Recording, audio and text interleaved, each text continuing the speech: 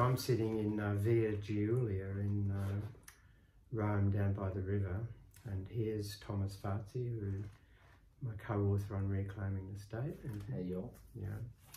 And we've just been talking about our next project, and if there is going to be one, because with all of these co-authored projects, there's always room for debate, and we're just working through all of the issues. There's been a lot of attention on social media about some of these issues in recent weeks and months, and particularly the sort of identity issues that the left has concentrates on at times. And I think that these issues are so nuanced that it's very hard getting any clear noise out into a debate. You know, as soon as you talk about anything to do with the West Bank, you're accused of being an anti-Semite, and it's the issues are, you know, the issues that we've been talking about today, and we'll talk about a bit today here together. Is that you know, from a strategic point of view, I wonder whether they're so nuanced whether we can actually get anywhere focusing on those sort of issues in a sort of progressive left debate.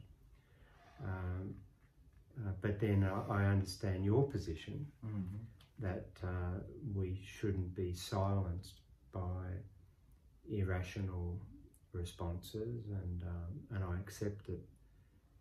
I mean, my starting point is I'm basically politically correct, and I guess the reason I've accepted that as being a reasonable discipline on dialogue is because I'm aware that it's very easy just to hurt people, even if we might stand back in some dispassionate way, whatever that is, and think, well, why would you be hurt by something? It doesn't matter. You know, that's not the point. People do get hurt, and so you've got to be very cautious and I think society has evolved so that we use language much better in these issues. But I do accept your point that there's like a you know, this, I wrote about it a couple of weeks ago about the cancel culture or the call out culture, and I think that I think that there's evidence of, you know, mass inconsistency in that approach, but I also think it's sort of anti-education. That my sense as an educator is that we should be taking on these issues and addressing them in a scholarly fashion. And so, what do you think about all of that? Well, I mean, I completely understand your point. I think it's a very thin line between wanting to address controversial issues and risking to seriously offend people. I think that's something that one should be aware of. But I think there's also a very thin line between political correctness and censorship. And I think while I think there are some things that it's correct to be politically correct about, because even if it imposes even quite rigid constraints on the conversation, in some contexts I think it's been necessary to for society to evolve, to kind of, you know, force certain habits on people, habits that might have been offensive to specific minorities or groups in society. But I think the line has been shifting quite a bit in recent times, and it's been shifting so much that the space for that, the issues that have become taboo keep growing and growing and growing, which means that the space for debate has been narrowing and narrowing and narrowing down so much to the point that that you've got all these issues that are out there, and that people are debating out in the streets, people are debating in bars, people are debating in their own homes, for or against, or just trying to understand what these changes in society are about. And those people that have the capacity and the ability to approach these issues in a nuanced, serious way, so the world of academia, the world of research, the intellectual world more in general, is instead, on the other hand, terrified of touching these issues, because you've got these people out there that see it as their role to police the debate. It's very interesting because, you know, I'm older than you, obviously, and I was the generation that wanted to break down all censorship in film, in writing, and you know, I can remember when I was in my teenage years, the big debate in Australia was whether D.H. Lawrence's Lady Chatterley's Lover, that was banned. And so, you know, I'm of the generation that wanted to tear all of those restrictions down, and now we're seeing a sort of come back to that. I mean, in a way, it was the conservative right in the 60s and in the 70s that wanted to maintain censorship. And now it's the left. And now it's sort of the left, yeah. And all factions of the left. Yeah, parts of, well, I'd say so-called left, but yeah, I agree with that. It's just an interesting transition how we've evolved, where we've struggled for freedom to express, and now we're restricting expression. But I think, as I said at the beginning, I think part of that restriction is that we've evolved in understanding, you know, I mean, we're also now much better to understand gender issues and issues about sexuality and race, and so we're much more sensitive to using language and framing that hurts and is part of exclusion and those things, and anti-solidarity. So even though in the early 70s we were fighting for freedom of everything, I think it's sensible that we've stepped back from that position somewhat and adopt more care in our language, because that's an evolution of the way in which we think about issues more deeply that we never did in the 60s or before that. So. I mean, and I think, you know, I mean, the progress that has been done in that, you know, in that area, I think is important and should be defended. So it's not about stepping back from what we achieved. I think it's about having the ability to talk about how sometimes the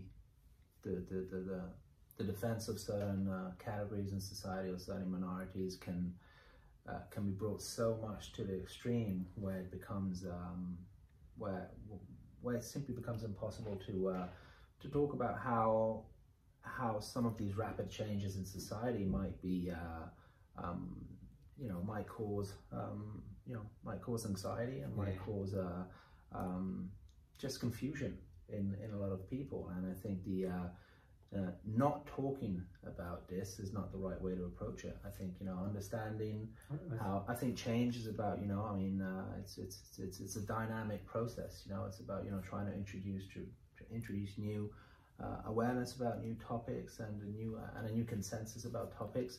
And sometimes it's about society having a hard time to react to those changes. And I think, and sometimes that reaction is also, you know, is also rational and understandable. And I think it should be addressed. But I think more in general, I mean, it's as I said before, I think it's about upholding the right to talk about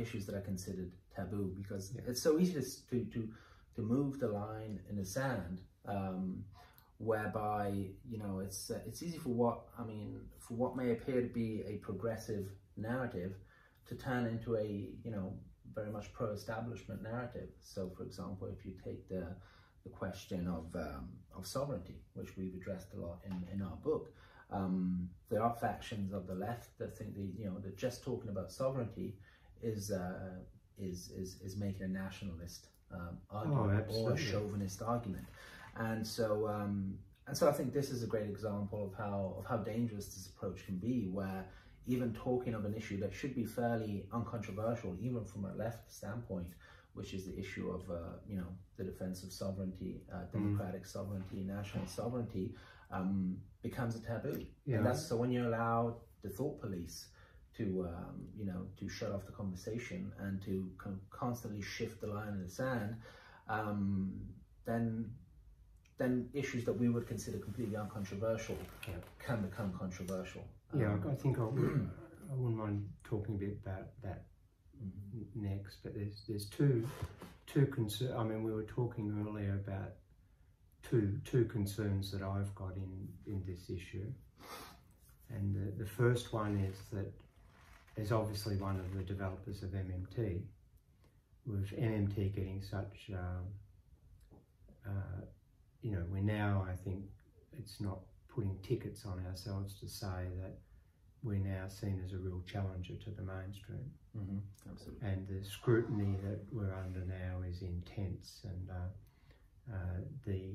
we're up against, you know, we're, as I said in the Italian Senate yesterday, we're in the midst of a paradigm shift, and that's bringing massive resistance from the dominant paradigm, and they, you know, history of philosophy of science tells us that when paradigms are degenerating, they use all sorts of vicious tactics to defend their position. And so, as a public figure and as an author and as a researcher, I clearly don't want the MMT agenda to be blurred by other agendas as a way of undermining what I see as the MMT agenda. And the second thing, I think, is that because these identity issues are so nuanced and so they're like a minefield, and you know that as well as I do. Absolutely.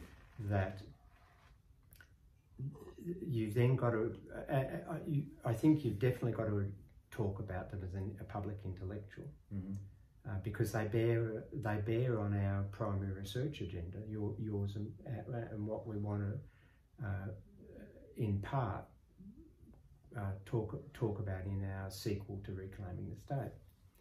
But they're so complicated and nuanced. I don't think social media is the vehicle to advance them in any constructive way. I mean, the research I've done on Twitter is that Twitter is not good for having any debates at all. Twitter is only really good for pointing people in the direction of coherent writing and research and reports. Absolutely. And so I think that trying to have these identity issues out on with limited character tweets is really opening the door for misunderstandings. Misunderstandings, and then it just evolves into destructive conflict, where I think if you know, like we've had a nice discussion this afternoon where we've been able to go through a whole lot of issues because we've been able to speak at length and discuss them at length, whereas if we just had been tweeting back and forth at each other, we wouldn't have made the progress. So I think that, you know, that's been my concern, that some of these issues have been blurring MMT, but also not getting us anywhere, because, and that's why I don't really get involved with debates on Twitter. I get character assassinated. Well, you're good enough not to get involved in any debate. I get character assassinated almost every day on Twitter, and I just don't bite, because it's too nuanced, these issues, and it's just, so, you know, I think that's. As for the first point you raised, I think No, I think that's going to be increasingly an issue to deal with, about, you know, the line between the MMT framework analysis and the political consequences that people draw from that. I think it's almost inevitable that the line gets blurred, because, as we've always said, you know, MMT is not prescriptive in itself. It's a framework to view and understand reality, and then you can apply that framework in different ways. And the people that understand that framework and subscribe to it can have very different views about the world, about society. And well, and look at the case in Japan. You know, I've been giving some discussions with the Liberal Democrats, who are conservatives. You know, the ruling party are conservatives. Yeah. I'm have completely different ideas about. I'm very left, but they both political economy from you. Yeah, but they're MMTers. Absolutely, and I think there's no easy way around it. I think you know, you're always going to have people that are associated with. I mean, putting aside a core MMT group, I think you do have an increasingly wide array of characters, of people, of public intellectuals, and I guess to some extent I even include myself in that category, especially in my home country, Italy, that are associated with MMT, although of course they don't belong to the core MMT founding group, but in the public debate are associated with MMT, and they will have their own ideas. And I think I can understand, as a core MMT founder, why you would to some extent find that troubling, that you have people out there that are somewhat viewed as associated to MMT, that maybe put forward view. Now, in my case, my view is probably quite similar to yours. Well, this is why last week I sought to clarify that by differentiating what I call MMT as macro from the MMT project. Exactly. I think that's very important to draw that distinction. The project is much broader.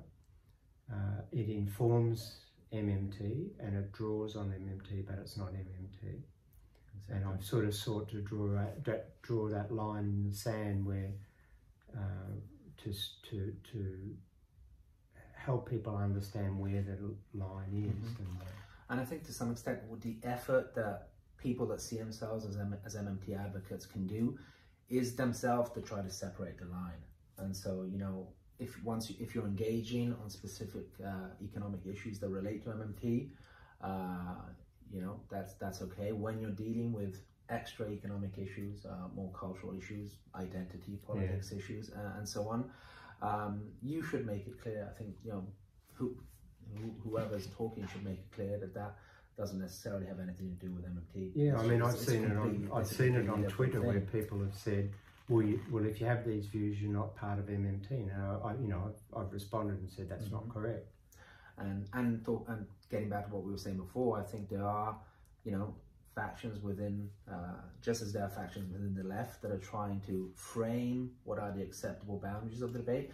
You also have factions within the MMT wider world that I think are trying to frame the boundaries of what is acceptable talk within the so-called MMT community. And I also see dangers in that, in people trying to claim the flag of, you know, the true MMTers. Well, that's what I've said. The true MMT is MMT. The true MMTers are the MMT project. The MMT project can be whatever people want. Now, whether I associate with their work or not, so it depends upon the values involved. Absolutely. But I, you know, as I wrote this week or last week, depending where you start the week, but that I can't be out there policing. Absolutely. I don't think you should. What the MMT project is. I'm very happy that there's lots of great people doing in humanities, in law, doing really good work, drawing on our work, and in a way, you know, not in a way, but they also provide context for the macroeconomics. So that's terrific, and long may it rain. But at the same time, I can't police some, you know, let's be crude, a right winger coming up with an MMT project to lock refugees up and explaining how it would be easy for the government to do that because there'd be no financial constraint. You know, so we've been talking about the book. I thought we might give the people watching this video an idea of what we've been thinking about in terms of our sequel to Reclaiming the State. In a way, it's taken us a little while to think through how we can expand that in a constructive way. I think we've sort of come up with a bit of a plan today. Do you reckon? Yeah, I think we found a good middle ground. As Bill was saying, we do have some disagreement. You're talking to me here, by the way. Right. Yeah. You don't have to say, but I'm here. We're having conversation. Yeah, no, of course. Yeah, well, obviously. Yes, as you were saying, we do have disagreements about specific issues, but more importantly about the emphasis and the space that maybe should be given to specific to these issues in the book. And now I think we've agreed that we will try to touch upon most of even some of the more controversial issues, but not to make it obviously the focus of the book. Yeah, I mean, not our intention. I think one of the things we left implicit in Reclaiming the State, I touched on it in my 2015 book about the Eurozone, where I concluded that the Eurozone was unlikely to be reformable because it needed to be a true federal system, and there were too many historical and cultural issues across the 19 member states that would preclude that development. And in Reclaiming the State, we touched on the way in which the left had really embraced, and I talked about it in the Senate yesterday, where the left had become sort of caught up in what postmodern deconstruction, and really left the macro space uncontested. And where they did occupy the macro space, they sort of became they surrendered to the mainstream macro.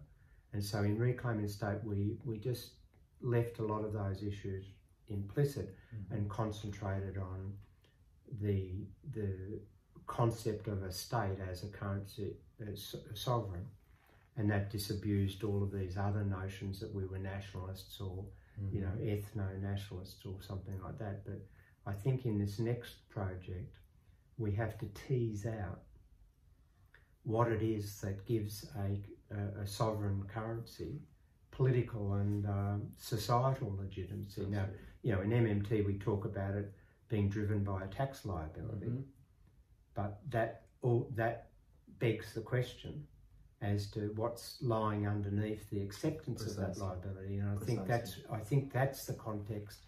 You call it the demos. What constitutes a demos, and what are the characteristics of that. I think that's where we can have a nuanced and reasonable discussion about identity and what binds societies together. And so I think that's going to be a great thing for this book too. I think that's a very important issue, as you know, and it's a very delicate issue because it bears upon a whole other matter of a whole other set of issues, which include borders, to some extent population, policy, even immigration to some respect. And I think and these are all issues that relate to the wider issue of a demos. What constitutes a demos, and to what extent is democracy only possible in a context in which people feel that or have a degree of have a collective understanding of the world, have a collective understanding of history, and there are also more basic elements. Having a common language obviously helps, which is what you don't have in the EU, for example, and that's something we have touched upon in the previous book. And I think just not shying away from discussing and analysing what constitutes the body politic, and I think it's not. I think an important point to be made is that none of us would ever claim that the body politic is fixed in history, or is based on biological elements. I mean that's absurd, and that's what some people on the right claim, that there are biological elements that are the root of the demos, and I think the demos, I would argue, is mostly cultural. I mean, I've long argued in the Australian context that a progressive government has to have a population policy. And that's now much more apparent, the logic of that, because of climate issues. I mean, Australia is a very arid continent, as you know. You've been there, you've lived there, and that we're all clustered around the east coast, or around the coast, because the inland's too inhospitable and it doesn't have enough water. And so we have to be really careful as to managing population growth. And so I don't think, I see some progressives saying, well, you've got to have open borders, and when you actually push that issue with them, they end up agreeing that it would be impractical for hundreds of thousands of people to descend on a country overnight. I think it's like the issue of EU reform, I mean, once you start thinking about it, any sensible person reaches the conclusion that it's just not doable. Yeah, so, I think in this book I'm hoping we can start with this notion of international solidarity, where that's a left ambition in my view. That's been an historical progressive ambition, and then the question is, well, how do you advance that to everybody's best interests? And that may well be that you have immigration, and that it's done in a way in which there can be employment opportunities, and that it's not seen by the existing workers as being undermining their potential for their families and that, and you have it in a growing economy supported by a currency sovereign state and a full employed environment. I mean, historically it's quite clear that tensions among, we call them racial tensions, they are very suppressed when there's full employment and reductions in inequality. And it may well be that international solidarity in some specific instances requires much more generous foreign aid and technology transfer. And I think, as we said earlier when we were mapping all of this out, one of the things that I've become really interested in, well, I've been interested a long time, but this idea of the colonial extraction system as being sort of anti-progressive, and I think we can we can analyse that, and this is, we've both now had contact with Ndongo in West Africa and done work for him. Ndongo. And I think that the things that I've learnt from work I've done in South Africa and in Central Asia really I've got, I think there's work to be done in there that expands reclaiming the state in a really logical way. And I think a fundamental point about internationalism should be, which relates also to the question of the demos, is that you do have societies can be very different, cultures can be very different, and I think that diversity is great. And I think so what MMT, for example, should be about is to provide the means for each society to evolve in a more progressive manner, according to in their own way, in some respect. But we've got to also recognise that all societies are interlinked. The climate issues are evidence of that, and also the fact that, one of the things I say when I'm talking about MMT is that a currency sovereign government can bring all available productive resources into use and therefore advance material prosperity in that way. But the sticking point is available resources. So it can't make a country that hasn't got very many resources rich. And so, I mean, a natural extension of reclaim the state. And I think we talked about this earlier, this idea of what does it mean if you're advocating currency sovereign states, which we did very strongly in reclaiming the state.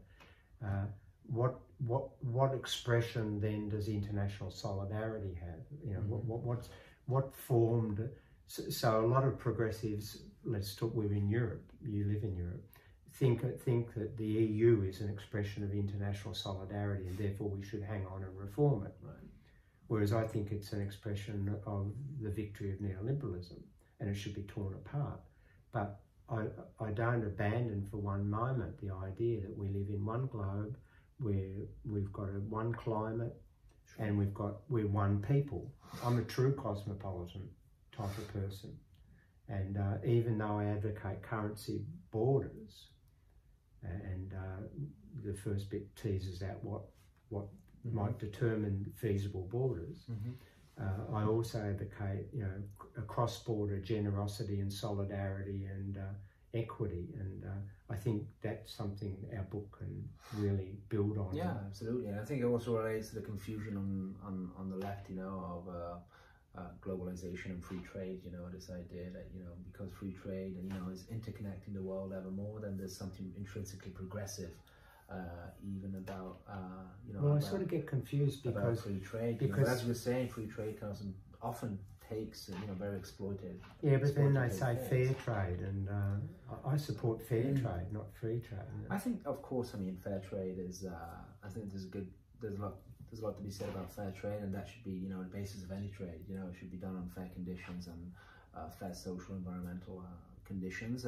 But I think especially, if we consider the extent to which trade, the global trade contributes to carbon emissions, for example, I think there also is a case for, an ecological case to be made for a reduction in global trade. I think, the old, even Keynes himself said, try to make whatever goods you can make at home should be made at home, and finance should be national. That was a crucial case that Keynes made.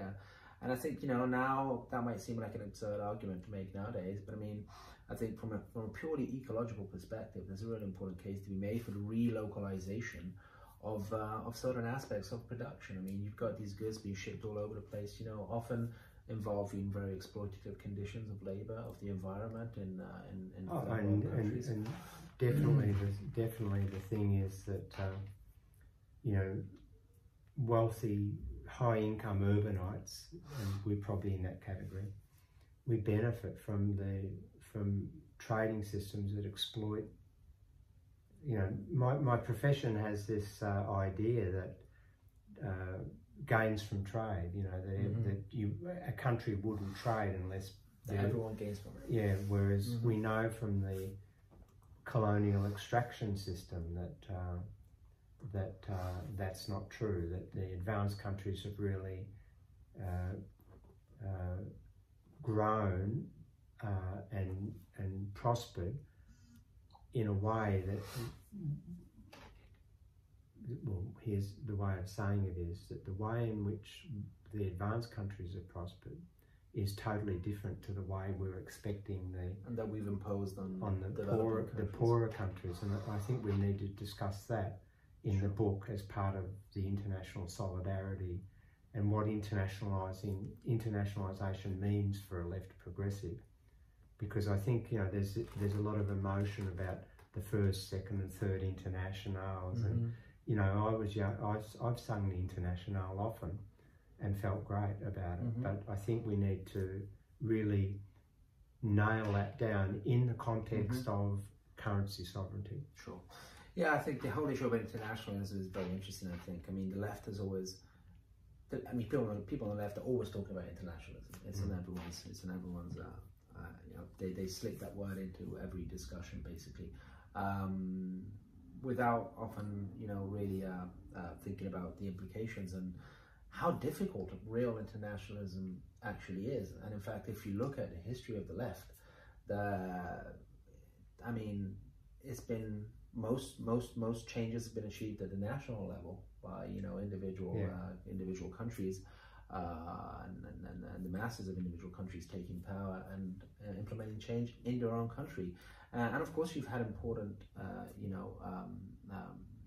levels of support between countries. Think of the non-aligned countries movement, for example. You'd have examples in history of countries collaborating, but history also tells us that it's very difficult. For countries that have different cultures, different economic models, and so on. I think the dominant internationalisation to collaborate, and especially under capitalism, has been these colonial or post-colonial extraction mechanisms. I think it's been a really unequal relationships and. I wouldn't call that internationalism.